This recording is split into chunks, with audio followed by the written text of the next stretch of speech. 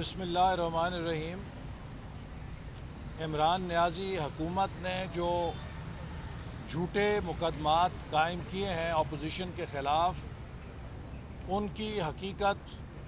قوم کے سامنے پچھلے 10 دنوں میں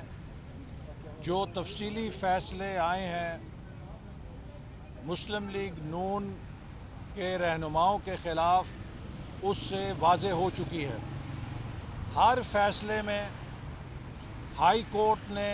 یہ تحریر کیا ہے کہ نیب کسی قسم کا کوئی کرپشن کا ایویڈنس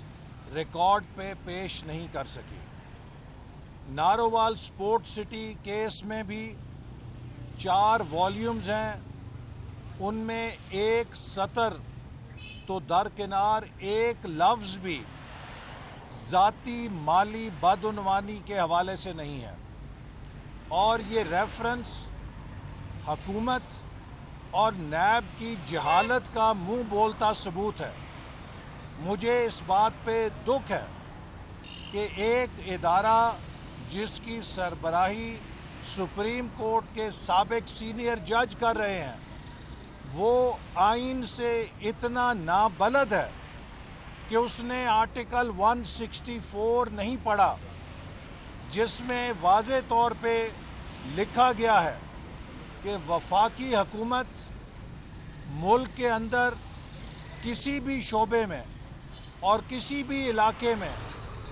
اپنے فنڈز خرچ کر سکتی ہے۔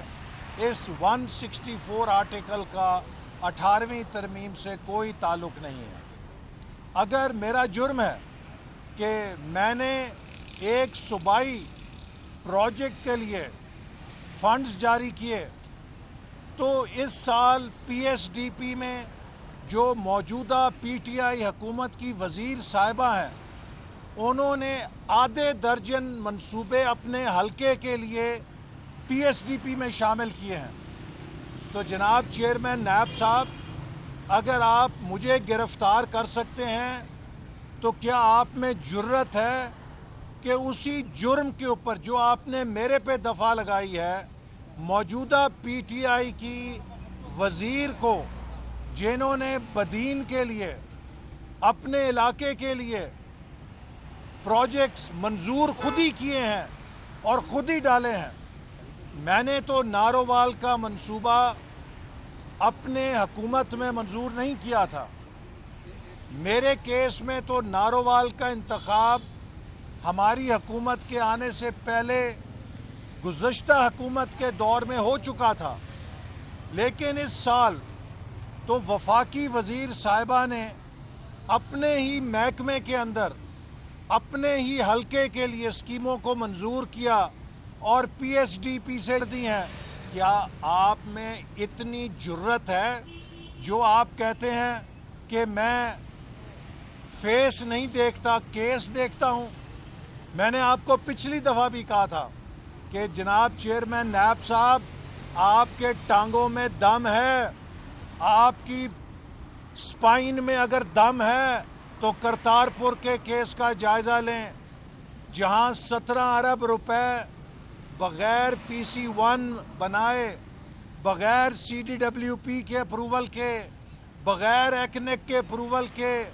بغیر ٹینڈرنگ کے، پیپرا رولز بالائے طاق رکھ کے خرچ کر دیے گئے۔ آپ پوچھ سکتے ہیں، وہاں تو آپ کے پر جلتے ہیں، لیکن اپوزیشن کے خلاف آپ جو جھوٹ ہے اس کے کیسز کو بھی سچ بنا کے پیش کرنے کی کوشش کرتے ہیں، اور ان کیسز کو ایسے لیتے ہیں کہ جیسے وہ آپ کے پرسنل کیسز ہوں۔ یہ جھوٹ انشاءاللہ تعالی اس کا دور ختم ہونے والا ہے۔ یہ حکومت جو جھوٹ کی بریگیڈ کی حکومت ہے، یہ عنقریب رخصت ہوگی، اور چیئرمین نیب صاحب، آپ کو انشاءاللہ تعالی کٹہرے میں کھڑا کیا جائے گا ان جھوٹے مقدموں کے لیے جو آپ نے اپنی بلیک میلنگ سے بچنے کے لیے اس حکومت کے کہنے پر لوگوں کے خلاف بنا کے ان کی کردار کشی کی ہے۔ ان کو آپ نے میڈیا ٹرائل کے ذریعے بدنام کرنے کی کوشش کی ہے، آپ نے ان کی تضحیق کرنے کی کوشش کی ہے۔ کیا آپ کے پاس حق ہے کہ آپ کسی کی کردار کشی کریں،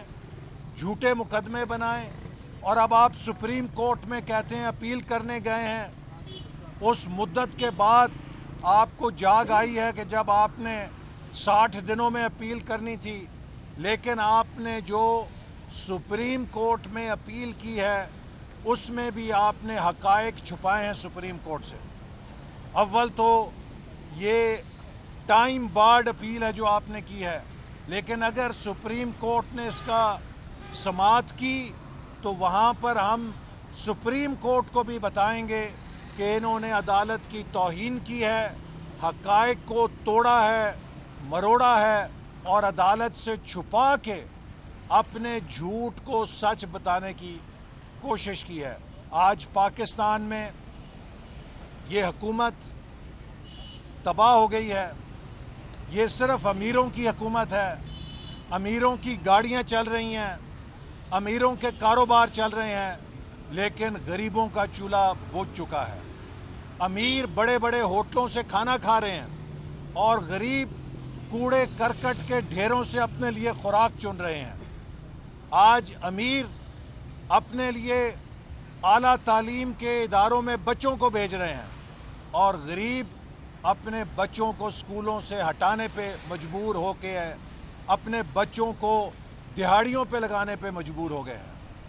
یہ جو آپ نے نیا پاکستان بنایا ہے،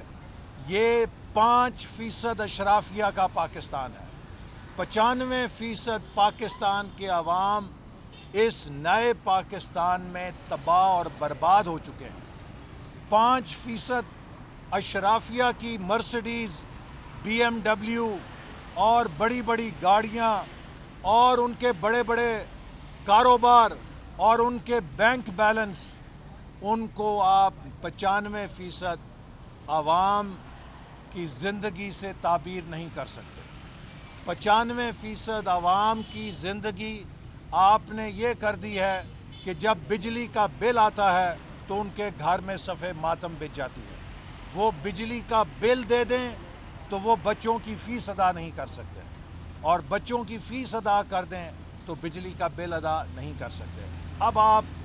الیکشن کو چرانا چاہتے ہیں کہ RTS کا کوئی نمونہ ہمیں مل جائے۔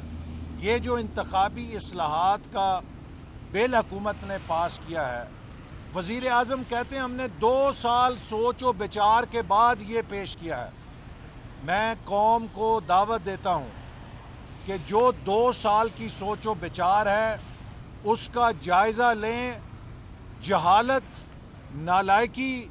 اور نااہلی کی انتہا ہے کہ کم از کم 4 آئینی ترامیم ہیں جن کو ایک عام بل کے اندر ڈال کے بلڈوز کرنے کی کوشش کی گئی ہے۔ جس حکومت کے وزیر قانون کو اور جس حکومت کے پارلیمانی امور کے وزیر کو جو خود کو ڈاکٹر کہتا ہے، یہ نہیں معلوم کہ آئینی ترمیم سادہ اکثریت سے پاس نہیں ہو سکتی، اس حکومت سے کیا توقع رکھی جا سکتی ہے؟ میں سمجھتا ہوں کہ اتنی نالائق حکومت ایک ایٹمی ملک کے اوپر مسلط کرنا نیشنل سیکیورٹی سے کھیلنا ہے، اور اب ان کا تازہ تماشا بھی سامنے آ گیا ہے کہ ایک اپنے کرائے کے چینل کو، آج تک ہم نے تو HBO چینل کو فلموں کے لیے دیکھا ہے کہ HBO چینل کے اوپر فلمیں چلا کرتی تھی، تو اب HBO چینل پہ انٹرویو کرایا گیا پیسے دے کر، اور بڑی پھڑ ماری، ہم امریکہ کو اڈے نہیں دیں گے، ایبسلیوٹلی ناٹ۔ اور انہوں نے کہا ہم نے تو آپ سے اڈے مانگے ہی نہیں ہیں۔ آپ سے اڈے کس نے مانگے ہیں؟ میں سمجھتا ہوں کہ یہ ایک بہت بڑا سکینڈل ہے۔ اس کی تحقیق ہونی چاہیے کہ کیا وزیر اعظم پاکستان کو گمراہ کر رہے تھے؟ کیا اپنی لیڈری چمکا رہے تھے؟ کیا یہ مولا جٹ بننے کی کوشش کر رہے تھے کہ جب امریکہ یہ کہہ رہا ہے کہ ہم نے پاکستان سے اڈا مانگا ہی نہیں ہے، ہمارا جو وزیر اعظم ہے اس کے اوپر ایک پوری کہانی بنا رہا ہے، افسانہ بنا کے اپنے آپ کو کوئی بہت بڑا حریت آزادی کا چیمپئن بنا رہا ہے، تو اس کا اصل ماجرا کیا ہے قوم کو پتہ لگنا چاہیے۔ اصل بات یہ ہے کہ یہ سب جھوٹوں کی بریگیڈ ہے، اور یقین کریں کل جو زبان وزیر کشمیر نے استعمال کی ہے، میں سمجھتا ہوں کہ دنیا کا کوئی مہذب ملک ہوتا یا دنیا میں کوئی مہذب وزیر اعظم ہوتا، وہ شام سے پہلے اپنے وزیر سے استعفیٰ طلب کر لیتا، لیکن عمران خان خود بھی گالیاں دیتا ہے اور گالیاں دینے والے وزیروں کو شاباش دیتا ہے۔ اور یقین کریں کہ دل سے یہ سوال ضرور اٹھتا ہے کہ سلیکٹرز کو بھی ٹرافی دینی چاہیے، کیا چن چن کے نگینے اور نمونے قوم کے اوپر مسلط کیا۔ سر یہ بتائیے گا کہ ایک تو آپ کا جو ریفرنس چل رہا ہے اس پہ ہائی کورٹ کا جو آرڈر ہے، اس کے بعد جو ترجمان نیب ہے ان کا یہ کہنا تھا کہ یہاں پر ایک درخواست دائر کی جائے گی جس میں ہم کہیں گے کہ اس ریفرنس کی جو سماعت ہے روزانہ ہونا چاہیے۔ دوسرا آپ نے بریت کی درخواست دائر کی ہوئی ہے لیکن اب ہائی کورٹ کا آرڈر بھی آ گیا ہے، تو اب آپ کی کیا حکمت عملی ہوگی اپنے؟ دیکھیے، جو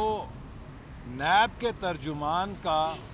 اسلام آباد ہائی کورٹ کے تفصیلی فیصلہ آنے کے بعد رد عمل ہے، جس میں انہوں نے کہا کہ اچھا اسلام آباد ہائی کورٹ نے ہمارے جھوٹ کا بھانڈا پھوڑ دیا ہے، اب ہم احتساب عدالت میں روزانہ ٹرائل کرا کے اس کو سزا کرا کے ثابت کریں گے کہ ہم سچے تھے۔ یہ احتساب عدالت کی توہین ہے۔ اس طرح کا بیان جو ترجمان نیب نے دیا ہے، اس سے یہ بو آتی ہے کہ وہ یہ تاثر دینے کی کوشش کر رہے ہیں کہ جیسے احتساب کی عدالت ان کے ماتحت کام کرتی ہے۔ ہم سمجھتے ہیں کہ عدالتیں آزاد ہیں اور کسی محکمے کو یہ حق حاصل نہیں ہے کہ وہ اس طرح کا دباؤ کسی عدالت پر بھی، چاہے وہ ماتحت عدالت ہے چاہے وہ اعلیٰ عدالت ہے، اس کے اوپر ڈالے۔ جو اسلام آباد ہائی کورٹ کا تفصیلی فیصلہ ہے، اس نے واضح طور پہ یہ کہا ہے کہ نارووال سپورٹ سٹی آسن اقبال کا ذاتی منصوبہ نہیں تھا، یہ نارووال کے عوام اور پاکستان کے عوام کا مفاد عامہ کا منصوبہ تھا، پبلک ویلفیئر کا منصوبہ تھا، اور اس میں یہ بھی واضح طور پہ لکھا ہے کہ اس کی منظوری میں نے نہیں دی، CDWP جو کمپیٹنٹ فورمز ہیں انہوں نے دی ہے۔ اور اس فیصلے میں یہ بھی لکھا ہے کہ نیب ایک لفظ میری مالی کرپشن کے بارے میں نہ بیان کر سکا ہے نہ اس کا ثبوت دے سکا ہے۔ اور یہ وہ سوال ہے جو آپ سب گواہ ہیں کہ جب نیب مجھے گرفتار کر کے ریمانڈ کے لیے احتساب عدالت میں لایا تھا تو میں نے جج صاحب سے پہلا سوال یہ پوچھا تھا کہ نیب سے مجھے پوچھ کے بتائیں کیا میرے اوپر financial corruption, cake back, commission لینے کا کوئی الزام ہے؟ تو انویسٹیگیشن آفیسر نے کہا تھا کہ آپ کے اوپر کوئی مالی بدعنوانی کا الزام نہیں ہے، اختیارات کے غلط استعمال کا الزام ہے۔ اور وہ کیا غلط استعمال ہے کہ آپ نے کھیلوں کا ایک جدید منصوبہ کیوں بنایا؟ نیب کے نزدیک وہ غلط استعمال ہے، میرے نزدیک وہ درست استعمال ہے، اور اس جیسے درجنوں سپورٹ سٹی پاکستان میں اور بننے چاہیے۔ ڈاکٹر صاحب کیا کہیں گے کہ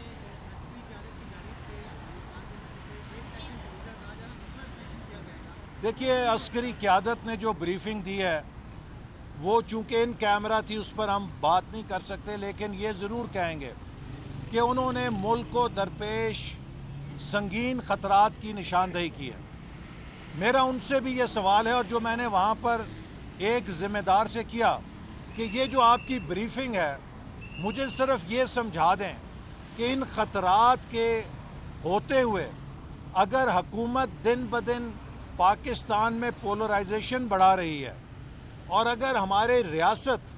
دن بدن ایلینیشن لوگوں میں، خطوں میں، علاقوں میں،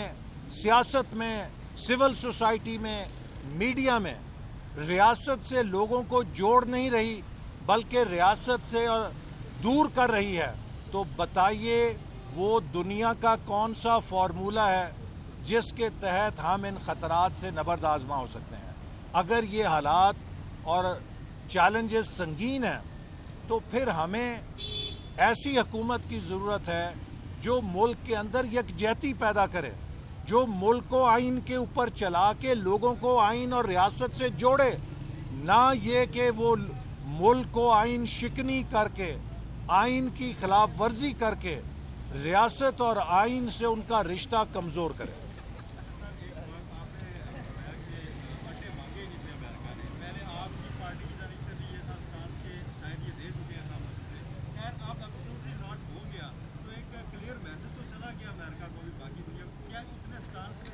देखिए, हम तो ये कह रहे हैं ना कि भाई हमें हक़ाइक़ बताए जाएं। हम तो अड्डे दिए हैं, ये बात भी हमें बाहर से पता लगती है, अड्डे नहीं दिए हैं ये बात भी बाहर से पता लगती है, और अड्डे किसी ने नहीं मांगे ये बात भी बाहर से पता लगती है। हुकूमत का फ़र्ज़ है कि वो इसके हवाले से कोई पॉलिसी बयान दे। वज़ीर आज़म के ऊपर एक बहुत बड़ा इल्ज़ाम लग गया है कि अमेरिका ने अड्डे मांगे ही नहीं थे और इन्होंने तूफ़ान पैदा कर दिया है। अगर ऐसी बात है तो वो भी कौम को पता चले, और अगर वाकई अमेरिका ने अड्डे मांगे थे तो पार्लियामेंट को आप ऑन रिकॉर्ड बताएं कि देखिए जनाब, हमसे तो अड्डे मांगे थे, हमसे कहा था अड्डे दो और हमने इनकार किया। तो जो भी वाक़यात हैं उनका वाज़े तौर पे कौम को पता लगना चाहिए। ये हमें मीडिया के ज़रिए ख़बरें नहीं पता लगनी चाहिए। ये वज़ीर आज़म का फ़र्ज़ है, वज़ीर ख़ारजा का फ़र्ज़ है, वज़ीर दिफ़ा का फ़र्ज़ है कि वो कौमी असम्बली में आकर इसके बारे में पॉलिसी बयान दें। ओके जी भाई।